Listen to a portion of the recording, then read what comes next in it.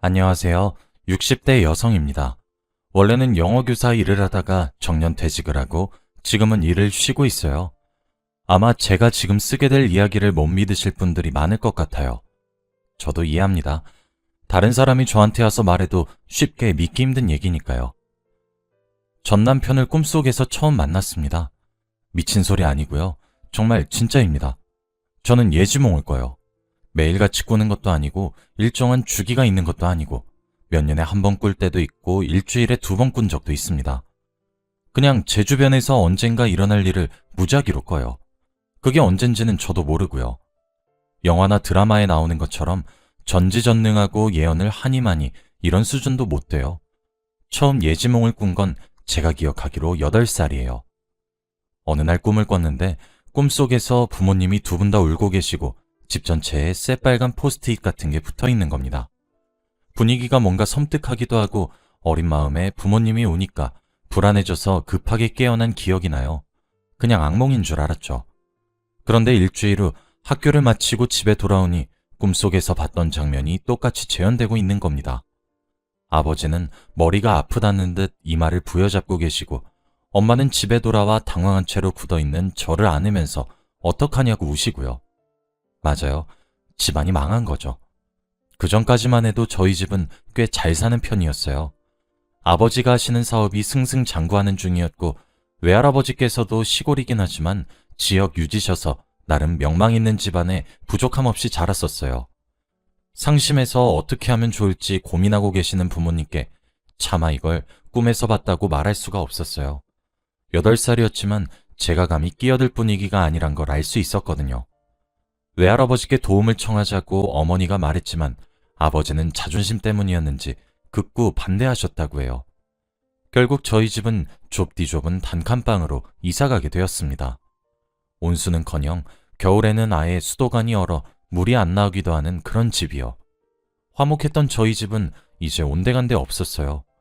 부모님은 매일같이 싸우시고 아버지는 일자리를 구할 생각도 없이 술이나 마시면서 집에 눌러앉게 됐죠.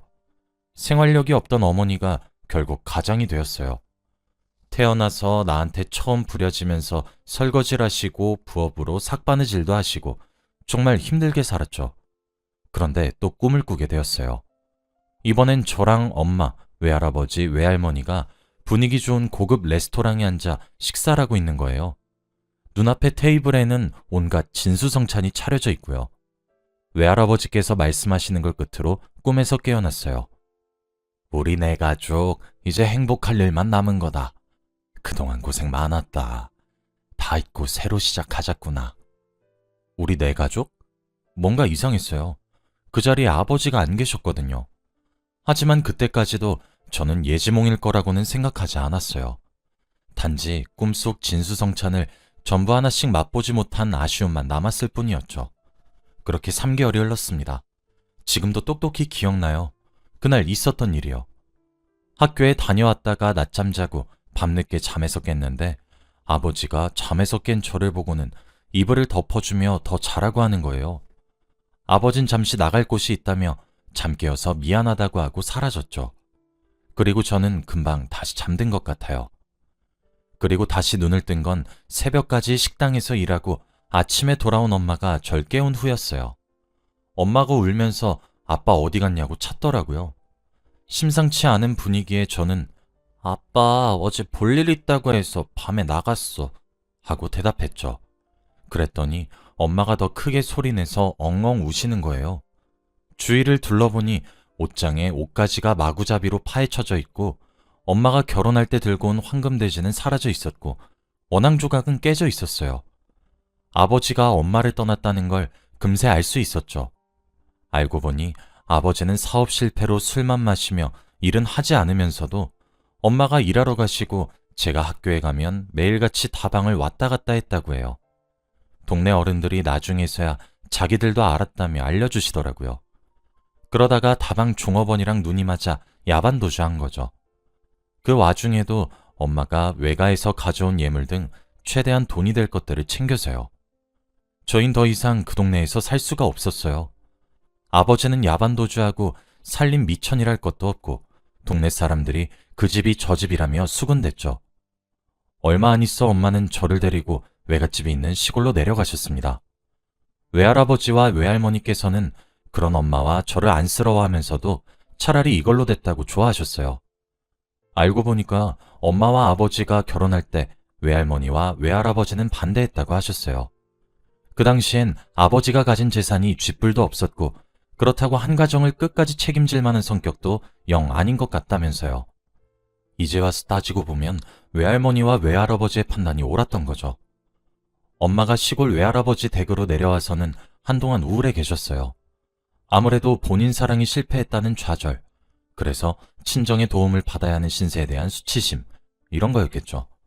그런 엄마를 달래기 위해 데려간 곳이 전에 꿈에서 봤던 그 레스토랑이었어요. 외할아버지가 일부러 멀리까지 데리고 가주셨죠. 엄마에게 너무 창피할 것 없다고. 오히려 외할머니랑 자기는 이렇게 매일 딸내미랑 손녀 얼굴 보는 게 좋다고 하셨습니다. 그러고는 꿈에서 했던 말과 똑같이 우리 네 가족 이제 행복할 일만 남은 거다. 그동안 고생 많았다. 다 잊고 새로 시작하자꾸나. 하고 말씀하셨죠. 그때쯤 뭔가 이상한 걸 느꼈습니다. 하지만 대부분의 꿈들이 그렇듯이 깨고 나면 빨리 잊어버리고 하잖아요. 아무리 기억을 되짚어도 뭔가 흐릿한 기억만 남아있어서 별 수 없이 다시 아무 일 없었다는 듯 저는 일상으로 돌아왔습니다. 시골로 오면서 학교도 전학 가게 된 저는 그닥 친구가 많지 않았어요. 아직 어린 나이에 겪지 않았으면 좋았을 일들은 수차례 겪고 나니까 저도 이게 철이 든 건지 아니면 상처를 입었던 건지 사람이 냉소적으로 변하더라고요. 당연히 차가운 성격이 같은 초등학생인 아이들 사이에서 인기가 많을 리도 없고 서울에서 왔다더니 싸가지가 없다는 식으로 뒤에서 뒷담화도 여러 번 들었습니다. 학교에선 친구도 없고 나름대로 서울에서 잘 나가는 아버지 아래에서 풍족하게 살다가 시골에 내려와서 살게 되니 불만스러운 점이 한두 가지가 아니었어요. 아무리 외할아버지가 시골에선 잘 사시고 동네에서 존경받는다 하더라도 어쩔 수 없는 것들도 있기 마련이었죠. 아무튼 도시에 비해 놀만한 것도 별로 없고 벌레도 너무 많아 바깥에 잘 나가지 않았어요. 대신 자연스럽게 앉아서 책을 읽는다거나 공부를 더 자주 하게 됐죠. 성적이야 당연히 좋아졌고 선생님도 공개적으로 몇 번이나 칭찬하시니 학교에서 절 마음에 안 들어하는 애들은 더 많아졌어요. 그래도 한 가지 약점이라면 저는 영어를 못했어요. 처음 영어를 배울 학년이 됐을 쯤 집안 사정이 안 좋았던 탓인지 그때는 공부에 집중하기 힘들었거든요.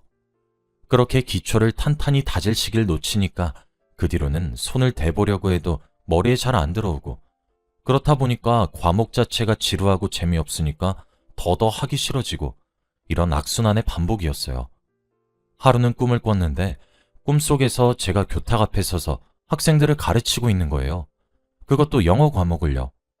분필을 잡은 손으로 저는 알지도 못했을 영어 문장들을 쓰면서 해석하는데 일어나서는 이게 무슨 개꿈이야 싶었죠.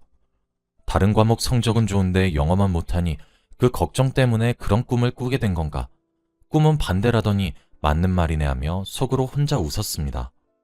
그게 나중에 제가 영어 교사가 될 거라고 알려준 예지몽인 줄도 모르고요. 시간이 조금 더 지나 저는 고등학생이 되었어요. 그동안 예지몽을 꾸는 일이 드물어지기도 했고 중학교 때 데자뷰라는 현상에 대해 배웠어서 어라? 나 이 장면 꿈에서 본 것 같은데? 싶었던 건 전부 데자뷰라고 생각하고 말았어요. 그러다가 어쩌면 제 인생에서 가장 중요하고도 할 수 있는 예지몽을 하나 꾸게 됩니다. 꿈속에서 저는 횡단보도 앞에 서 있었어요. 신호등을 기다리는 것 같았죠.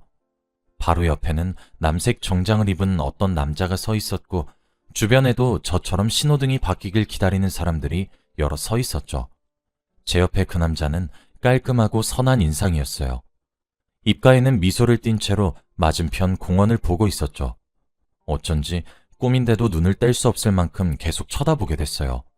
그러다가 신호등이 초록불로 바뀌고 남자가 앞서 걸어나가는 걸 보고 저도 뒤늦게 따라가려는데 그 순간 옆에서 돌진해오는 트럭에 남자가 치인 거예요. 꿈인데도 너무 놀라 연기가 피어오르는 사고 현장을 멍하니 지켜보는 걸 끝으로 꿈에서 깨어났어요. 꿈속이었는데도 그 교통사고가 너무 생생하고 충격적이어서 식은땀을 잔뜩 흘린 채로 깨어났죠.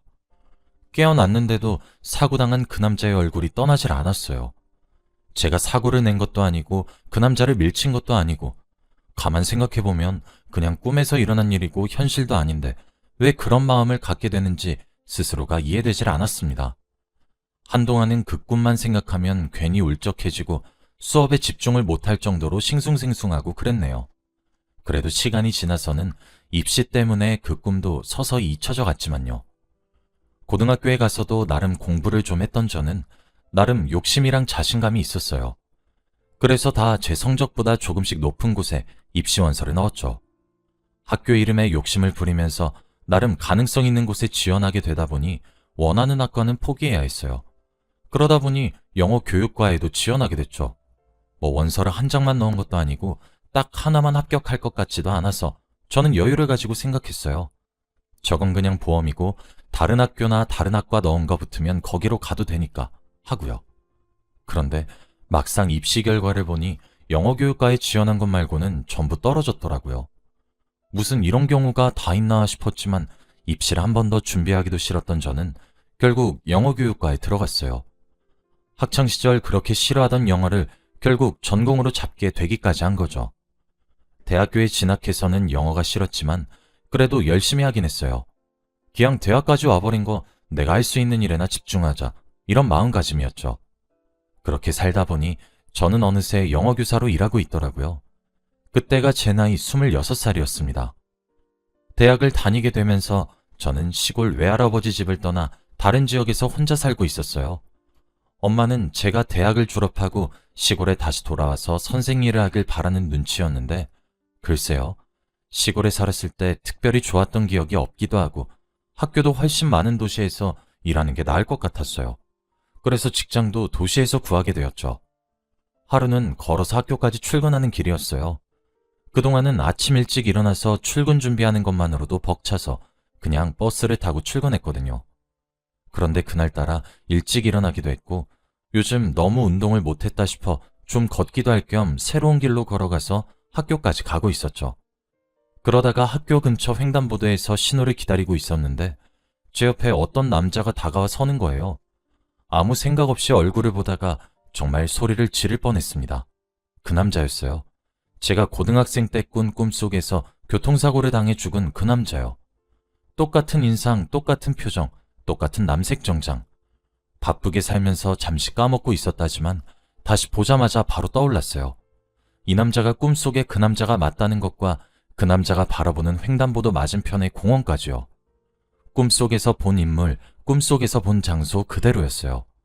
그리고 꿈속에서 본 것과 똑같이 시간이 흘러간다면 이 남자는 조금 뒤 옆에서 오는 트럭에 치여 죽는 거겠죠. 저는 소름이 돋기도 하고 이게 현실인가 싶기도 해서 어떻게 하면 좋을지 몰라 당황하고 있었어요. 불안한 심정으로 맞은편 신호등에 빨간 불빛만 주시하고 있었죠. 이윽고 초록색으로 바뀌더군요. 도저히 사람이 죽는다는 걸 알면서도 방치할 수는 없어서 저는 신호등의 초록빛을 보자마자 그 남자의 발을 세게 잡아당겨 뒤로 물러서게 했어요. 잠시만요 하고 크게 소리치는 동시에 트럭이 엄청 빠른 속도로 저희 눈앞을 지나갔죠. 저와 그 남자의 뒤에 있던 사람들도 제가 크게 소리 지른 탓에 놀라서 발걸음을 뗄 생각을 못했던 것 같아요. 결과적으로 아무도 죽지 않고 아무도 다치지 않았던 거죠. 바로 코앞에 트럭이 지나가고 남자는 깜짝 놀라서 바닥에 털썩 주저앉더라고요. 그러면서 자기 팔을 붙잡고 있던 제 손을 붙잡아 연신 감사합니다, 감사합니다 하며 인사했어요. 하마터면 죽을 뻔했는데 그걸 구해준 거나 다름없으니 그랬던 거겠죠. 저도 놀란 건 마찬가지였어요. 이 일을 통해 제가 가끔 꿨던 꿈들이 정말로 예지몽이었단 걸 처음 알게 된 거였거든요. 단순한 꿈이 아니라 예지몽인 걸 알고 저는 이유 모를 불안감이랑 두려움에 휩싸였어요. 그도 그럴 것이 사람이 죽을 수도 있었는데 예지몽 덕에 살린 거였잖아요. 제가 대체 무슨 이유로 그런 꿈을 꾸게 되는 건지, 이런 식으로 현실이랑 꿈을 어긋나게 만들어버렸는데 별 문제는 없는 건지, 이런 생각 때문에 바쁘게 자리를 피했죠. 그 남자가 절 붙잡았지만 뿌리치고 도망쳤어요. 그땐 완전 패닉 상태였거든요. 그런데 알고 보니까 저희 학교에 육아휴직 때문에 일을 쉬시는 과학선생님 대신 그날 새로 출근한 과학선생님이 그 남자였던 거예요. 교무실에서 겨우 진정하고 앉아있는데 그 남자가 걸어 들어오는 걸 보고 어찌나 놀랬는지. 학교에서 저를 보고 또 깜짝 놀라는데 저도 마찬가지였어요. 그분이 살해를 하려 하는데 괜찮다고 안 다쳐서 다행이라 말하니 죽어도 보답은 해야겠다 하시길래 제게 밥을 사는 걸로 타협을 봤어요. 그렇게 식사도 한번 같이 하고 같은 학년 담당인데다가 나이대도 비슷하니 말이 잘 통하더라고요. 학교에 제 나이 또래의 젊은 선생님들이 많이 없어 친구처럼 의지하고 친하게 지내게 됐어요. 술이라도 같이 마시는 날엔 지겹지도 않은지 제가 자기 생명을 구했다며 평생 고마워할 거라고 그때 일을 두고 말하곤 했죠. 그러면 예지몽에 대해 입이 근질근질하긴 했지만 미친 사람 취급을 받을 것 같아 그냥 조용히 이야기만 듣고 넘어갔습니다. 그러다가 얼마 안 있어 제가 웨딩드레스를 입고 결혼하는 꿈을 꾸게 되었어요. 어렸을 적 도망가서 생사도 모르는 아버지 대신 외할아버지 손을 잡고 입장하고 있었죠. 꿈인데도 결혼식장 조명이 너무 눈부셔서 처음엔 그 길 끝에 누가 있는지 얼굴을 알아보기 힘들었어요. 눈을 잔뜩 찡그리면서 계속 지켜보는데 글쎄 그 과학 선생님인 거 있죠? 또 깜짝 놀라서 꿈에서 깼어요. 하필이면 그때 그 선생님과 저 둘 다 서로에게 호감을 가지고 있던 상태라 뭔가 부끄러웠죠. 이건 과연 예지몽일지 아니면 그냥 그 선생님 생각을 최근에 좀 많이 해서 꾼 개꿈인지 한참을 생각했어요. 결과는 다들 아시다시피 네 맞아요. 예지몽이었어요. 얼마 안 있어 그 선생님에게 고백을 받고 저희는 꽤 오래 학교에서 비밀 연애를 하다가 결국에 결혼을 했어요. 사연을 시작할 때 남편을 꿈에서 처음 봤다는 제 헛소리 기억하시나요? 헛소리가 아니고 정말 사실이에요. 고등학생 때 꾼 꿈에서 남편을 처음 보고 그 꿈을 통해 죽을 수도 있었던 남편을 구하고 마지막엔 결혼까지 하게 된 거죠. 결혼식을 올리며 길끝에 서 있는 남편 얼굴을 현실에서 다시 보니 어찌나 반갑던지요. 어른이 되고부터 예지몽을 꾸는 횟수가 확연히 줄어들긴 했는데 결혼을 하고 난 이후부터는 더 안 꾸게 되더라고요. 어쩌면 제 남편을 살리기 위해 여태 예지몽을 꿔왔던 거였나 이런 생각이 들기도 해요. 무사히 남편을 구했으니 이제 더 꿀 이유가 없는 거죠. 남편은 아직도 자기가 제 예지몽 덕에 살았단 걸 모르고 있어요. 제가 굳이 예지몽 이야기를 하진 않았거든요. 설명하기도 복잡하기도 하고 무엇보다 쉽게 믿기는 어려운 이야기니까요. 남편 말고도 아는 사람이 없어요. 저 혼자만의 비밀입니다. 임신을 했을 때는 우스갯소리로 꿈에서 아기 성별 좀 미리 알려줬으면 했는데 아쉽게도 그런 일은 없었어요. 낳고 보니 아들이었는데 이제는 그 아들이 장가를 가서 내년 봄에는 한 아이의 아빠가 되네요. 지금 며느리 뱃속에 있는 손주가 딸일지 아들일지를 두고 남편과 아들이 내기하고 있는데 저는 입 다물어야겠어요. 어제 며느리와 아들이 한 여자아이의 손을 각각 잡고 저희 집을 찾아오는 꿈을 꿨거든요. 아마 이게 제 마지막 예지몽이 아닐까 생각해요. 과학적 근거는 없지만 그냥 제 느낌이 그렇게 말하고 있습니다. 예지몽이란 것 자체가 과학적인 거랑 거리가 멀잖아요. 여전히 믿기 힘든 이야기인가요? 아무리 미래가 정해져 있다고 해도 하루하루 최선을 다해 사는 게 중요한 것 다들 아시죠? 제 이야기를 끝까지 들어주셔서 감사합니다.